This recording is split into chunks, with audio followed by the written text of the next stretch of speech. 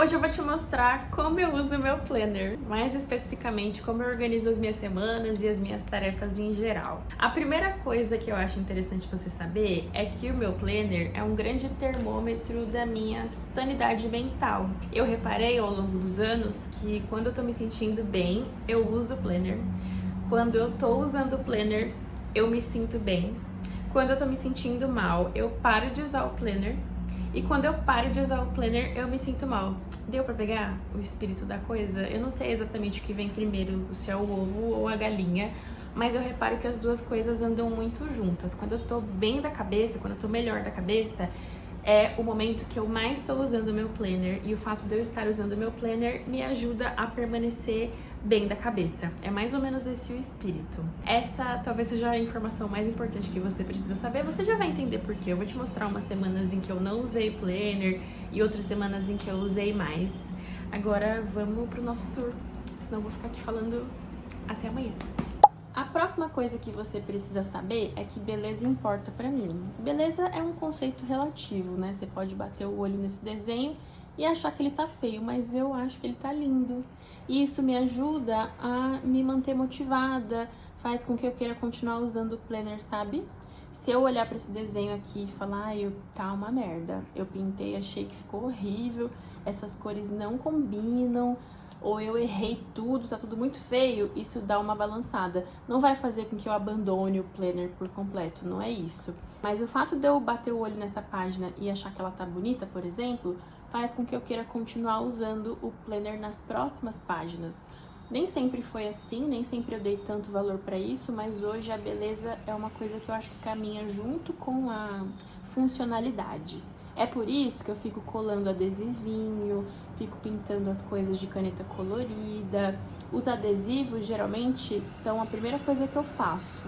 Nos meus momentos de ócio, no fim de semana que eu tô sem fazer nada, uma noite de sexta-feira que eu tô em casa sem fazer nada, eu boto um vídeo de alguma coisa que eu gosto, faço uma bebida pra mim e fico aqui pintando horas e horas, mexendo com lápis de cor, com as canetas coloridas que eu gosto, pego meus adesivos aqui que eu carrego comigo e vou decorando as semanas do planner antes que elas cheguem, porque durante a semana quem é que tem tempo para fazer isso? Então, bem antes do meu planejamento semanal, eu venho aqui, ó, e fico distribuindo adesivos ao longo das semanas do planner, porque na hora que eu chego nessa semana aqui, eu já bato o olho nela e falo, tá tão bonitinha essa página, eu vou continuar fazendo coisas bonitas aqui, eu vou tentar fazer uma letra bonita. Tudo bem que é difícil eu conseguir fazer uma letra que seja minimamente legível até, mas você entende como essas coisinhas que parecem pequenas, fúteis até, no fim das contas, acabam importando pra gente?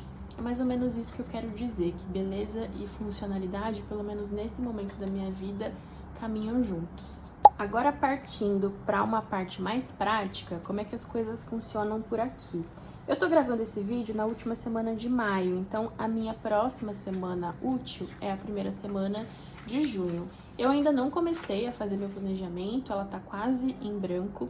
Eu só anotei aqui os 2 cursos que eu tô fazendo atualmente, o curso de escrita na quarta e a oficina de 100 anos de solidão no sábado, que eu já anotei os 2 com antecedência, porque eles têm prazo para acabar, né? Eles têm o dia certo de acontecer e tem começo, meio e fim, então são tarefas que eu anotei com bastante antecedência aqui. Eu tenho alguns outros compromissos fixos que eu já sei que vão acontecer nessa primeira semana de junho também, e que vão ser as primeiras coisas, né, ou as próximas coisas que eu vou anotar aqui. Eu não sei se essa definição é muito científica, mas via de regra eu costumo definir como compromisso uma coisa que eu preciso fazer com outra pessoa, um compromisso que eu assumi com outro alguém. Então, uma reunião, uma consulta médica, um exame, um evento, uma gravação, terapia. Quando eu vou encontrar com outra pessoa durante um bloco de tempo, eu defino isso na minha cabeça como um compromisso. E geralmente são as primeiras coisas que eu anoto aqui. Os cursos também não deixam de ser compromissos, né? Entram nessa mesma categoria para mim. E depois eu anoto as minhas tarefas que eu particularmente defino como coisas que eu vou fazer sozinha. Eu vou resolver, seja algo que tenha um compromisso não, que tenha um horário fixo, né, uma data certa para acontecer, ou seja algo que é mais flexível. Desde que eu vá resolver sozinha, meio que no meu tempo, eu considero como uma tarefa. Então, as primeiras coisas que eu anoto aqui no meu planner na semana são os compromissos que eu assumi com outras pessoas, porque eu tenho medo de perder eles, eu tenho medo de esquecer, de me atrasar, eu tenho medo de marcar alguma outra coisa em cima de um compromisso que eu já assumi com alguém. Então, eu sei, por exemplo, que na segunda-feira de manhã, geralmente eu tenho uma reunião. Essa semana eu não vou ter, porque eu vou ter uma consulta médica no lugar dela. É uma das primeiras coisas que eu vou anotar aqui na hora de fazer meu planejamento semanal. Depois eu tenho reunião na terça, eu tenho reunião na quarta, eu tenho terapia na quinta. Esse tipo de coisa é o que eu vou escrever primeiro aqui. Depois que eu termino de anotar os meus compromissos, eu parto então para essas tarefas que são um pouco mais flexíveis. Como eu disse, pode ser que elas tenham data e hora para acontecer, ou pode ser que não. Um erro muito comum de eu cometer é anotar um monte de tarefa para o começo da semana. Eu costumo fazer muito isso. Acho que eu sou muito otimista, eu acho que eu vou dar conta de tudo, assim, na segunda, na terça. E aí eu chego na hora de fazer meu planejamento e escrevo tudo aqui. E a partir de quarta-feira fica tudo em branco. E é óbvio que eu não consigo resolver tudo na segunda e na terça. Então, se você tiver tarefas que sejam mais flexíveis também, que você possa cumprir até o final da semana, por exemplo, seja mais inteligente do que eu e tente distribuir as suas tarefas de um jeito mais organizado ao longo da semana. Isso vai ser bom para você, porque na hora que você abrir a sua semana, você vai ver que você tem um tempo mais tranquilo para resolver suas coisas. Se você tem uma tarefa que você pode entregar até sexta, por exemplo, e ela tá anotada na quinta-feira, você pode até dar uma procrastinadinha, assim, aí na quinta você cumpre ela um dia antes do prazo final, sabe? Agora, se você tem uma tarefa para entregar na sexta e você anota ela na segunda-feira, você termina o dia, acabou a segunda e você não cumpriu aquela tarefa, parece que você tá atrasada, mesmo sem estar. Então, evite cometer esse erro que eu cometo e distribua melhor as suas tarefas ao longo da semana, para você se manter motivada. Não tem nada mais gostoso do que você olhar assim teu planner e ver um monte de checkzinho, um monte de tarefa cumprida. Você se sente mais produtiva e por se sentir assim, você quer continuar sendo produtiva, né? Eu acho que vale essa dica aqui para você não ser tão otimista quanto eu e não cometer o mesmo erro que eu cometo.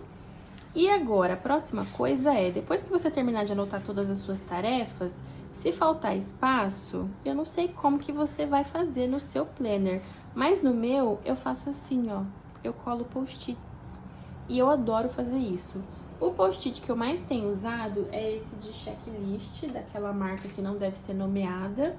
Infelizmente, ele é caríssimo, eu acho ele muito caro, vem 30 folhas, se eu não me engano, mas custa mais de R$40. Eu não paguei tudo isso, porque eu comprei junto com o planner muito tempo atrás, estava mais barato, teve um desconto, mas se você for comprar avulso no site hoje, ele vai sair super caro. Porém, eu adoro ele, porque eu gosto do formato, eu gosto que ele tem essa cola aqui do lado que é removível, eu gosto que ele tem essa abinha aqui em cima, gosto da cor. E gosto principalmente dessa linha que ele tem aqui, dessa divisão que ele tem, porque fica muito fácil de eu bater o olho e ver aqui o que eu fiz e o que eu não fiz ainda. Isso aqui se assemelha muito à organização que eu tinha quando eu era adolescente, que eu usava as minhas agendas, meus cadernos. Naquela época eu usava marca-texto.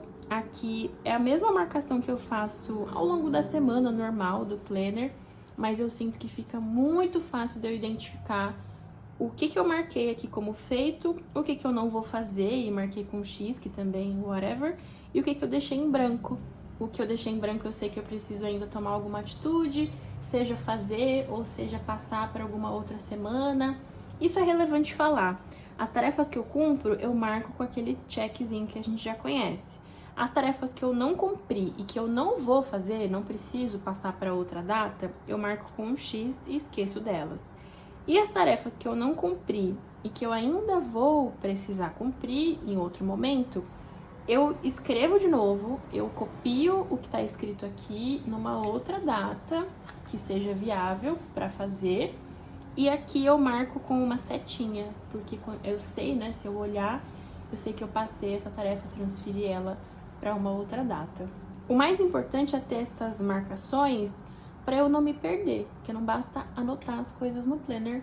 Depois que você anotou, você tem que vir aqui conferir sempre as suas anotações e ver o que foi feito, o que não foi, o que você vai passar para um outro momento, o que ainda depende de uma outra pessoa, enfim, esse tipo de coisa. Anotar e revisar sempre. Também tem outros blocos de post-it que eu gosto. Esse transparente, eu peguei ele aqui, mas eu não uso muito não. Eu gosto mais da ideia dele do que ele em si. Eu acho que ele não escreve muito bem, mas eu acho ele bonito. Ele tem um brilho aqui, ó. E teoricamente você poderia colar ele sem perder o que está escrito por baixo da página.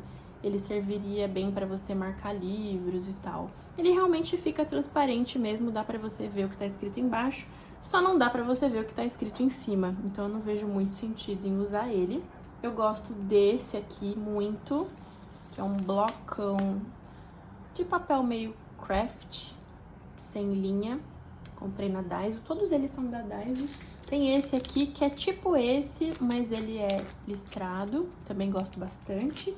E eu tenho esse outro blocão que também é da Daiso, que ele não tem cola, são só folhas soltas, que às vezes eu arranco e acabo anexando aqui no planner.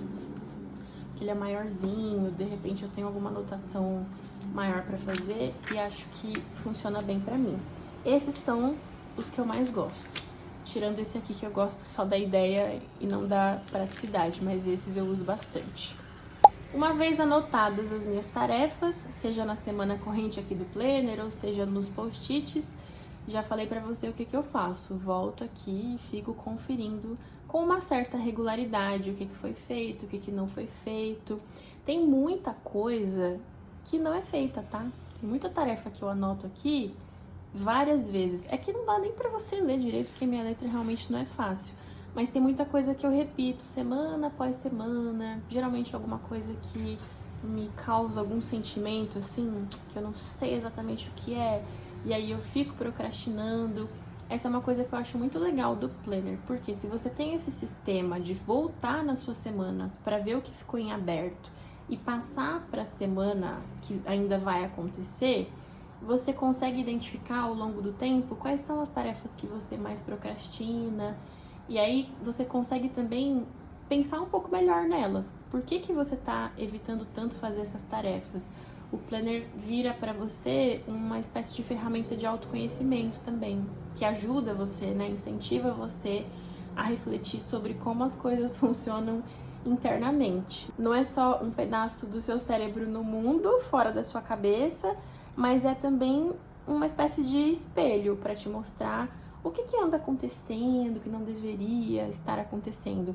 Hoje mesmo, no dia que eu tô gravando esse vídeo, eu cumpri de manhã cedo, até fiquei orgulhosa disso, porque antes das 9 da manhã eu já tinha feito uma tarefa que eu passei de semana em semana no planner por muito tempo. Eu acho que tem uns 3 meses, pelo menos, que eu venho adiando essa tarefa. Uma coisa relativamente simples de fazer. Em meia hora eu já tinha terminado de fazer e deu tudo certo, não tive grandes prejuízos. Pelo contrário, eu teria prejuízo se eu continuasse adiando a tarefa. Mas hoje eu resolvi fazer por algum motivo e fiquei pensando no porquê de eu ter adiado isso por tanto tempo, sabe? Eu acho que eu tenho algumas respostas. Essas tarefas que a gente evita, né, que a gente procrastina, geralmente são coisas que desafiam a gente, que causam algum tipo de bloqueio emocional, que nem sempre fica tão claro no dia a dia, mas que quando a gente para notar o padrão, a gente tem a oportunidade de analisar e tentar quebrar ele, tentar mudar isso, que foi o que eu consegui fazer hoje. Então, o seu planner também pode servir como essa ferramenta para você de autoconhecimento, de entender melhor os seus padrões e como é que você funciona. E se por acaso isso estiver acontecendo com você também, de você bater o olho aqui, identificar uma tarefa que você não cumpriu, não fica pensando muito também não, sabe? Mesmo que você não queira ficar refletindo sobre o porquê de você estar adiando, procrastinando essa tarefa, simplesmente pega ela e passa para uma outra data próxima, que seja mais viável. E se você não cumprir na próxima data e ficar em aberto ainda, passa ela de novo para a próxima semana. Não tem problema fazer isso. O problema é você deixar as coisas no mundo sem estarem feitas. Fingir que elas não estão acontecendo ou fingir que você não precisa dar conta. Agora, desde que você esteja mantendo essas coisas no seu radar, sabendo que elas ainda são um compromisso em aberto para você, tá tudo certo. Não precisa ter medo de ficar passando uma tarefa de um dia para outro dia, de uma semana para outra semana. Todo mundo faz isso. Eu acho que os principais tópicos do jeito que eu organizo as minhas semanas e as minhas tarefas no Planner foram cobertos até aqui nesse vídeo. Para mim, o Planner, assim como qualquer outra ferramenta de organização, seja física ou seja online, de qualquer tipo, tem que funcionar desse jeito, como um pedaço da sua mente, fora da sua mente, um espaço que seja confiável e seguro para você. Para ser confiável e para ser seguro, você precisa dessas duas coisas: anotar tudo que você precisa ser lembrada de fazer, todas as informações que você vai precisar acessar na sua vida em algum momento, e revisar essas anotações constantemente. E se você fizer isso, você vai encontrar essa segurança, essa confiança que você precisa para conseguir ser mais produtiva.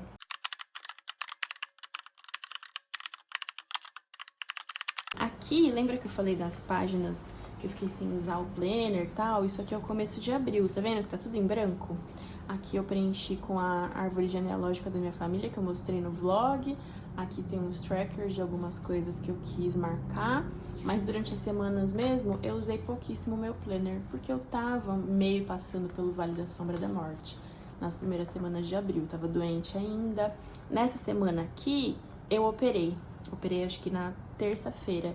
E aí eu comecei a fazer uma espécie de diário depois da cirurgia, nos primeiros dias de recuperação, mas eu também não continuei ainda. Eu ainda quero voltar para essa página e escrever algumas coisas sobre essa semana, sobre o que aconteceu durante esses dias.